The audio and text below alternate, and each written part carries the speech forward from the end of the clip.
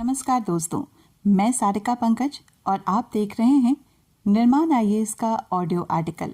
और आज इसमें आपके लिए विषय है वायरस जनित रोग। सबसे पहले आपको बता दें कि इस टॉपिक में हम किन किन मुद्दों पर चर्चा करेंगे। पहला है विषाणु या वायरस क्या होते हैं, विषाणु की खोज कैसे हुई थी।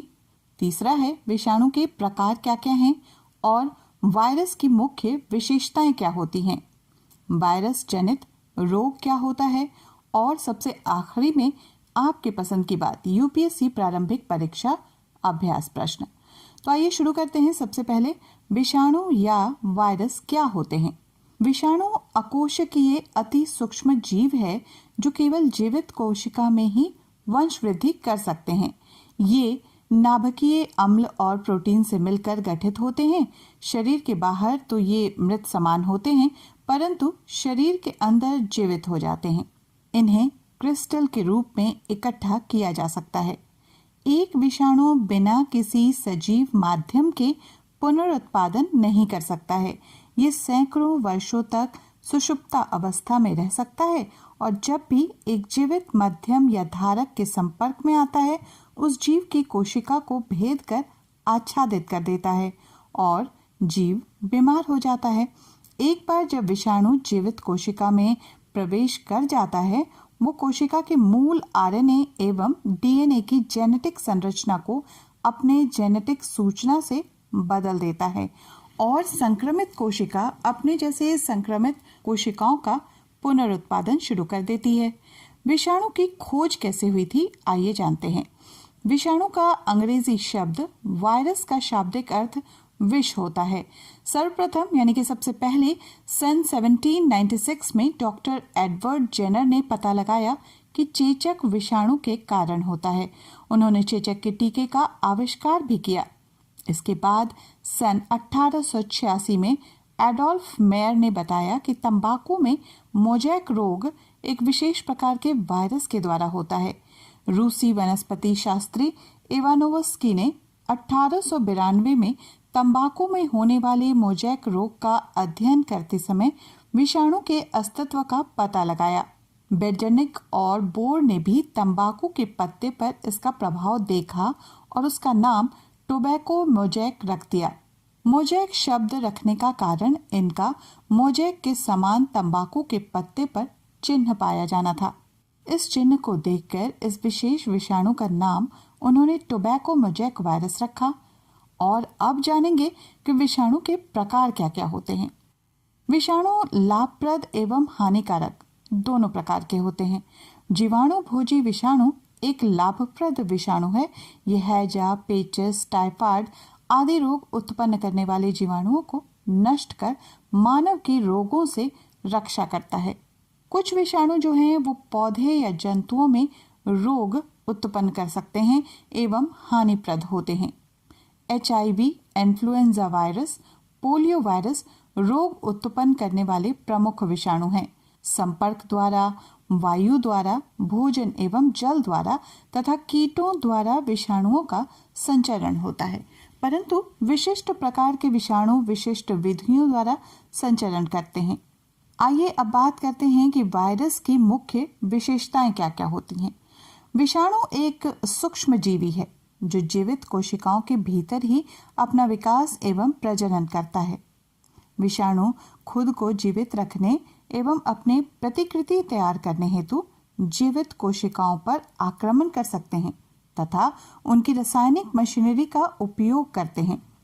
ये मुख्य रूप से दो प्रकार के होते हैं, डीएनए वायरस व आरएनए वायरस। विषाणुओं के वर्गीकरण में इन्फ्लुएंजा विषाणु आरएनए प्रकार के विषाणु होते हैं तथा ये ऑर्थोमिक्सोविरिडे वर्ग से संबंधित होते हैं। इन्फ्लुएंजा विषाणु के 3 वर्ग निम्नलिखित हैं। इन्फ्लुएंजा विषाणु ए, ये एक संक्रामक बीमारी है। जंगली जलीय पशु पक्षी इसके प्राकृतिक धारक होते हैं। मानव में संचरित होने पर यह काफी घातक सिद्ध हो सकती है। इन्फ्लुएंजा विषाणु बी, ये विशेष रूप से मनुष्यों को प्रभावित करता है तथा इन्फ्लुएंजा ए से कम सामान्य तथा कम घातक होता है। इन्फ्लुएंजा विषाणु सी, ये सामान्यतः मनुष्यों, कुत्तों एवं सुअरों को प्रभावित करता है। ये एक अन्य इन्फ्लुएंजा प्रकारों से कम सामान्य होता है तथा आमतौर पर केवल बच्चों में हल्के रोग का कारण बनता है। वायरस जनित रोग। वेस्ट नील वायरस। वेस्ट नील वायरस एक मच्छर जनित रोग है। वेस्ट नील वायरस मनुष्यों में एक घातक न्यूरोलॉजिकल बीमारी का कारण बन सकता है। हालांकि इससे संक्रमित लगभग 80% लोगों में इसके लक्षण पता ही नहीं लग पाते हैं। ये वायरस घोड़ों में गंभीर बीमारी और मृत्यु का कारण बन सकता है। घोड़ों को रोग से बचाने के लिए इस्तेमाल किए जाने वाले टीके उपलब्ध हैं, लेकिन अभी तक मनुष्यों के लिए उपलब्ध नहीं हुए हैं। पक्षी वेस्ट नील वायरस के प्राकृतिक मेजबान हैं। वेस्ट नील वायरस की उत्पत्ति कहां से हुई? वेस्ट नील वायरस पहली बार वर्ष 1937 में युगांडा के वेस्ट नील जिले में एक महिला में पाया गया था। इसकी पहचान वर्ष 1953 में नील डेल्टा क्षेत्र में पक्षियों, खासकर कौवों और कोलम्बिफॉर्म में हुई थी। वर्ष 1997 से पहले WNV को पक्षियों के लिए रोगजनक नहीं माना जाता था, लेकिन उस समय इजराइल में एक ही समय पर सैकड़ों पक्षी प्रजातियों की मृत्यु हो गई थी, जो इंसेफेलाइटिस और पक्षाघात के लक्षण पेश कर रही थी। विश्व भर में WNV के कारण मानव संक्रमण को 50 से अधिक वर्ष पहले सूचित किया जा चुका है। वेस्ट नील वायरस WNA के लक्षण लगभग 80% संक्रमित लोगों में WNV के साथ संक्रमण या तो स्पर्शोन्मुख कोई लक्षण नहीं होता है या वेस्ट नील बुखार या गंभीर वेस्ट नील रोग हो सकता है। लगभग 20% लोगों में वेस्ट नील बुखार देखा जाता है। इसमें सिर दर्द, तेज बुखार, थकान, शरीर में दर्द, मतली, उल्टी, कभी कभी त्वचा पर चकत्ते और लसिका ग्रंथों में सूजन यानी कि लिम्फ ग्लैंड्स में सूजन। नील वायरस की गंभीर अवस्था में सिर दर्द भी होता है, तेज बुखार, गर्दन में अकड़न, स्तब्धता, मस्तिष्क भटकाव, कोमा, दौरे पड़ना, मांसपेशियों में कमजोरी और पक्षाघात जैसे लक्षण देखने को मिल सकते हैं। ये अनुमान लगाया जाता है कि वेस्ट नील वायरस से संक्रमित लगभग 150 में से एक व्यक्ति ही बीमारी के अत्यधिक गंभीर रूप में प्रवेश करेगा। ये वायरस किसी भी उम्र के व्यक्ति को चपेट में ले सकता है। हालांकि 50 वर्ष से अधिक उम्र के लोग और कुछ प्रत्यारोपण के रोगियों का WNV से संक्रमित होने पर गंभीर रूप से बीमार होने का सबसे अधिक खतरा होता है। आइए अब हम जानते हैं डेंगू के विषय में। डेंगू दुनिया के कई हिस्सों में तेजी से उभरती हुई वायरल बीमारी है। डेंगू के वायरस का मुख्य वाहक एडीज एजिप्टी मच्छर होता है। मच्छर जनित वायरल संक्रमण जो फ्लू जैसी गंभीर बीमारी का कारण बनता है, कभी कभी महामारी के रूप में घातक जटिलता की स्थिति पैदा करता है। डेंगू शहरी गरीब क्षेत्रों, उपनगरों और ग्रामीण इलाकों में पनपता है, लेकिन उष्णकटिबंधीय और उपोष्णकटिबंधीय देशों में अधिक समृद्ध पड़ोसी देशों को भी प्रभावित कर सकता है। आइए अब समझेंगे इबोला वायरस रोग क्या है।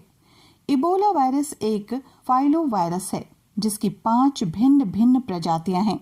मौजूदा प्रकोप में जिस विशेष वायरस को अलग अलग किया गया है वो जायर इबोला वायरस है। इबोला वायरस रोग एक गंभीर और जानलेवा बीमारी है जिससे पीड़ित लोगों में 90% तक लोगों की मृत्यु हो जाती है। अफ्रीका में फ्रूट बैट चमगादड़ इबोला वायरस के वाहक हैं, जिनसे पशु, चिंपैंजी, गोरिल्ला, बंदर, वन मृग संक्रमित होते हैं। मनुष्यों को या तो संक्रमित पशुओं से या संक्रमित मनुष्यों से संक्रमण होता है। जब वे संक्रमित शारीरिक द्रव्यों या शारीरिक स्रावों के निकट संपर्क में आते हैं, इसमें वायु जनित संक्रमण नहीं होता है। जिका वायरस बीमारी। जिका विषाणु एडीज मच्छर के काटने से शरीर में प्रवेश करता है। जिका का पहला मामला 1952 में आया था। वर्ष 2007 तक ये केवल अफ्रीका और एशिया के कुछ हिस्सों में पाया जाता था। उसके बाद धीरे धीरे ये अन्य स्थानों में भी फैलने लगा। 2016 में विश्व स्वास्थ्य संगठन ने इसे सार्वजनिक स्वास्थ्य के लिए आपात घोषित कर दिया। यदि कोई गर्भवती महिला जीका संक्रमण का शिकार होती है तो उसके गर्भ में पल रहे शिशु को माइक्रोसेफेली नामक बीमारी का खतरा हो जाता है। इस बीमारी में शिशु के मस्तिष्क का विकास रुक जाता है और वो असामान्य रूप से छोटा हो जाता है। अब स्वाइन फ्लू की चर्चा करते हैं। ये H1N1 नामक फ्लू वायरस के कारण होता है। H1N1 एक प्रकार का संक्रमण वायरस है। ये सुअर, पक्षी और मानव जीन का एक संयोजन है जो सुअरों में एक साथ मिश्रित होते हैं और मनुष्यों तक फैल जाते हैं। H1N1 एक प्रकार से श्वसन संबंधी बीमारी का कारण बनता है जो कि बहुत संक्रामक होता है। H1N1 संक्रमण को स्वाइन फ्लू के नाम से भी जाना जाता है क्योंकि अतीत में ये उन्हीं लोगों को होता था जो सुअरों के सीधे संपर्क में आते थे। H1N1 की 3 श्रेणियां हैं, A, B और C।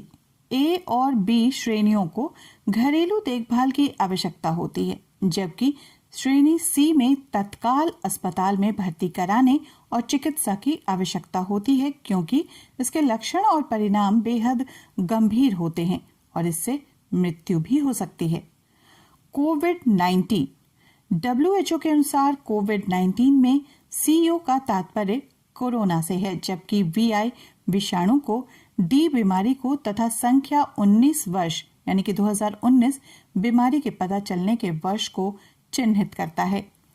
WHO द्वारा इसका नामकरण वैश्विक एजेंसी विश्व पशु स्वास्थ्य संगठन, world organisation for animal health और खाद्य एवं कृषि संगठन, फूड एंड एग्रीकल्चर ऑर्गेनाइजेशन द्वारा वर्ष 2015 में जारी दिशा निर्देशों के अंतर्गत किया गया है। कोरोना वायरस एक विशिष्ट वायरस फैमिली से संबंधित है। इस वायरस फैमिली में कुछ वायरस सामान्य रोगों जैसे कि सर्दी, जुकाम और कुछ गंभीर रोगों जैसे श्वसन एवं आंत के रोगों का कारण बनते हैं। कोरोना वायरस की सतह पर क्राउन जैसे कई उभार होते हैं। इन्हें माइक्रोस्कोप में देखने पर सौर कोरोना जैसे दिखते हैं, इसलिए इसका नाम कोरोना वायरस है। एवियन इन्फ्लुएंजा बर्ड फ्लू बीमारी, अब इसकी चर्चा भी करते हैं। एवियन इन्फ्लुएंजा ये एक अत्यधिक संक्रामक बीमारी है जो खाद्य उत्पादन करने वाले पक्षियों, मुर्गियों, टर्की, बटेर, गिनी फाउल सहित पालतू पक्षियों और जंगली पक्षियों की कई प्रजातियों को प्रभावित करती है। ये विषाणु, जिसे इन्फ्लुएंजा ए या टाइप ए विषाणु कहते हैं, सामान्यतः पक्षियों में पाया जाता है, लेकिन कभी-कभी ये मानव सहित अन्य कई स्तनधारियों को भी संक्रमित कर सकता है। जब ये मानव को संक्रमित करता है तो इसे इन्फ्लुएंजा कहा जाता है। कारक HIV human immuno deficiency virus, संक्रमण और रुधिर आदान प्रदान, यौन संबंध व संक्रमित सीरीज से। इसका लक्षण ये है कि इसका प्रभाव श्वेत कणिकाओं टी लिम्फोसाइट पर पड़ता है, जिससे रोगी की रोग प्रतिरोधक क्षमता समाप्त हो जाती है। अब बात करेंगे पोलियो की, जिससे हमने उन्मूलन प्राप्त कर लिया है। कारक इसका है पोलियो वायरस। संक्रमण है जल एवं भोजन द्वारा। लक्षण क्या है? विषाणु मेरुरज्जु में पहुंचकर तंत्रिका तंत्र को निष्क्रिय कर देते हैं। बच्चे विकलांग हो जाते हैं। उपचार क्या है? पोलियो का टीका शिशु जन्म के 6 माह बाद लगाना चाहिए। इन्फ्लुएंजा फ्लू क्या है? इसका कारक है मिक्सो वायरस इन्फ्लुएंजाई। संक्रमण है थूक कफ द्वारा। ये वायु संवाहित रोग है। लक्षण क्या है इसके? खांसी, बलगम, छींक, ज्वर तथा सिर दर्द। इसका उपचार है एंटीबायोटिक दवाइयां। चेचक, इसे स्मॉल पॉक्स बड़ी माता भी कहते हैं। कारक इसका है वेरियोला विषाणु और संक्रमण कैसे लगता है? वायु द्वारा या रोगी से सीधे संपर्क द्वारा। इसका लक्षण है बुखार व 3-4 दिनों बाद शरीर पर लाल दाने उभर जाना। उपचार है शिशुओं को 3 से 6 महीने के बीच टीका लगवाना। अब हम बात करेंगे छोटी माता के बारे में, जिसे हम चिकन पॉक्स भी कहते हैं। इसका कारक है वेरिसेला विषाणु संक्रमण। ये रोगी के श्वास या छींकों द्वारा फैलता है। हल्के बुखार के साथ शरीर पर छोटे छोटे दाने निकल आते हैं। आइए जानते हैं रेबीज क्या है। कारक है इसका रेबीज विषाणु। संक्रमण क्या है? पागल कुत्ते से, बिल्लियां, बंदर के काटने से। लक्षण है रोगी पागल हो जाता है, जल से डरता है, इसे हाइड्रोफीबिया भी कहते हैं। इसका उपचार क्या है? रेबीज रोधी टीका लगवाना चाहिए। अब जानते हैं पीलिया के विषय में। इसे हेपेटाइटिस बी कहते हैं। ये 2 प्रकार का होता है, हेपेटाइटिस ए, हेपेटाइटिस बी। इसका कारक है हेपेटाइटिस विषाणु व शरीर में बिलिरुबिन नामक पदार्थ के सामान्य से अधिक मात्रा में एकत्रित होने की वजह से। संक्रमण है खाने की वस्तुओं द्वारा। टाइप ए जो है वो रुधिर आधार पर टाइप बी पीलिया होता है। लक्षण, आंख और त्वचा पीली हो जाती है, पेशाब भी पीला होता है, झिल्ली की कार्य क्षमता घट जाती है, खून में पित्त बढ़ जाता है, भूख नहीं लगती। सबसे अंत में आपके इंतजार को खत्म करते हुए यूपीएससी प्रारंभिक परीक्षा अभ्यास प्रश्न। निम्न में से कौन सी बीमारियां वायरस जनित हैं? पहला, एवियन इन्फ्लुएंजा। दूसरा, स्वाइन फ्लू।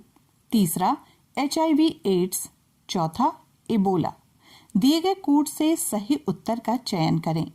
ए केवल 1 और 4, बी 1, 2 और 3 केवल, सी 1 और 3 केवल, डी उपयुक्त सभी।